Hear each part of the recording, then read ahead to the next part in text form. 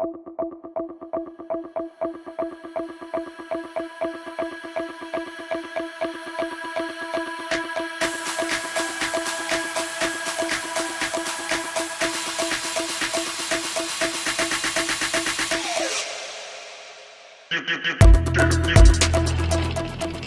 planter Indonesia, assalamualaikum warahmatullahi wabarakatuh. Di malam hari yang berbahagia ini, izinkan The Brondol menjawab pertanyaan dari sahabat The Brondol yang menuliskan komentar di channel The Brondol adalah Alalayubi 4474. Bertanya adalah, Pak, merek Dolomit di Sumatera ini kan banyak sekali ya. Kira-kira kualitasnya yang bagus merek apa? Kemudian karena banyak kasus palsu. Mungkin harus saya ralat sebentar.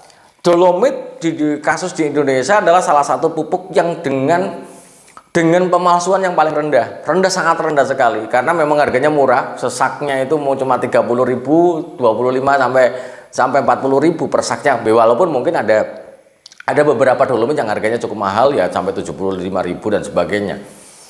Ada hal yang ingin saya sampaikan, bahwa yang pertama, bahwa beda Dolomit dengan kapur pertanian dulu.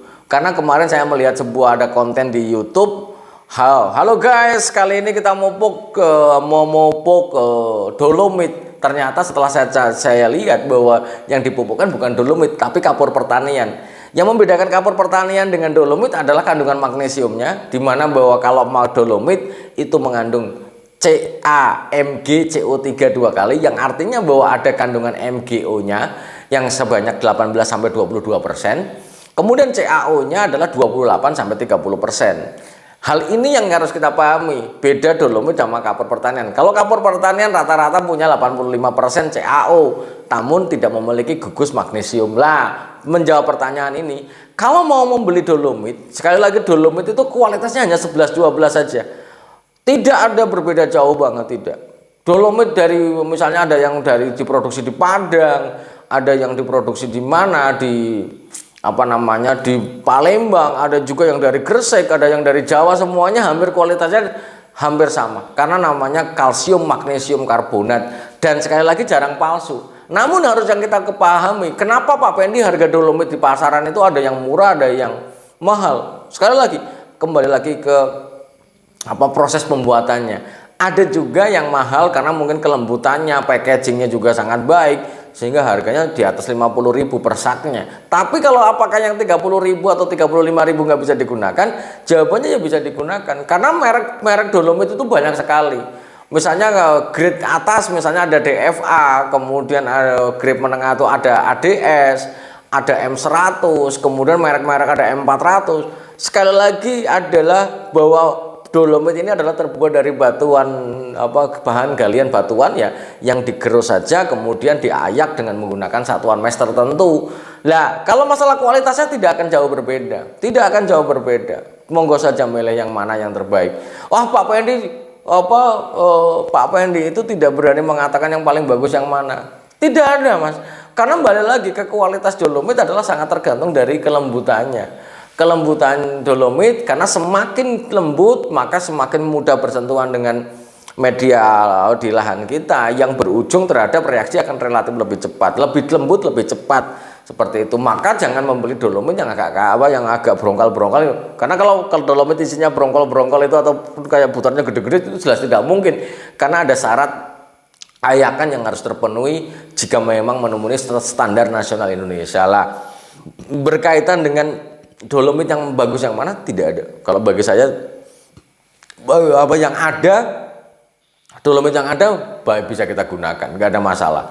Karena kembali lagi kualitasnya 11-12. Walaupun kadang-kadang ada yang namanya Dolomit premium ya. Dolomit premium maka dia biasanya sudah sangat lembut sekali, packagingnya bagus, sehingga harganya di atas 50.000. Tapi kalau yang 30.000 ya nggak apa-apa, pakai aja, nggak masalah. Dan sekali lagi ada bedanya antara Dolomit sama kapur pertanian. Jadi harus dibaca dulu apa sih bedanya, sehingga kita nggak salah tanggap. Karena ada yang juga yang bertanya, Pak Pendi saya udah pakai Dolomit kok masih menguning ya? Aduh, kok katanya Pak Pendi dipakai Dolomit nanti daunnya tidak akan menguning. Ini menguning nih. Lah ternyata selidik punya selidik, petani ini menggunakan kapur pertanian. Sudah pakai urea, sudah pakai RP, sudah pakai KCL, ternyata pakai kapur pertanian yang artinya magnesiumnya 0. Ketika bibit kelapa sawit itu memang sudah tumbuh di bibitan juga sudah kekurangan magnesium, kemudian di tanaman belum menghasilkan juga pemberian magnesiumnya kurang, ya wajar saja jika memang jika memang kondisinya akan berubah. Wah, kok kekurangan magnesium parah, daunnya bawahnya akan mengalami penguningan yang fatal. Nah, ini karena dia kekurangan magnesium. Bibitan sudah kurang, di TBM tidak diberikan magnesium, ya tambah kurang lagi, sehingga dia mengalami pengeringan dan penguningan yang cukup parah pada pelepah paling bawah. Ini yang harus kita garis bawahi, harus dipahami mana dolomit, mana kapur pertanian. Mumpung berkaitan dengan dolomit ini sendiri, sekali lagi sahabat Brondol, penggunaan dolomit sekali lagi jangan terlalu banyak untuk sekali tabur. Kalau misalnya mau menggunakannya jangan terlalu banyak, karena sekali lagi dolomit memiliki reaksi karena ada CaO-nya juga, maka dia akan menaikkan pH tanah. Dan sekali lagi dilihat dulu lahannya seperti apa.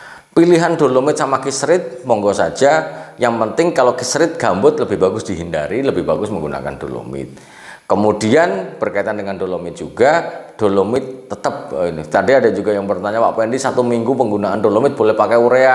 Kalau sudah bereaksi, yang kita takutkan pH tanahnya naik dengan pemberian kemudian langsung diberikan urea, maka akan terjadi penguapan menjadi amoniak yang berlebihan, sehingga inilah yang menyebabkan kerugian kita. Seperti itu. Jadi kalau bisa dolomit diberikan pada awal, dolomit, rock fosfat, urea, KCl, dan memberi jeda waktu tertentu. Jangan terlalu dekat dengan ini. Dan tadi yang saya sampaikan, penggunaan dolomit misalnya karena murah sampai 4 kg sekali tabur, lebih bagus jangan. Karena sekali lagi dolomit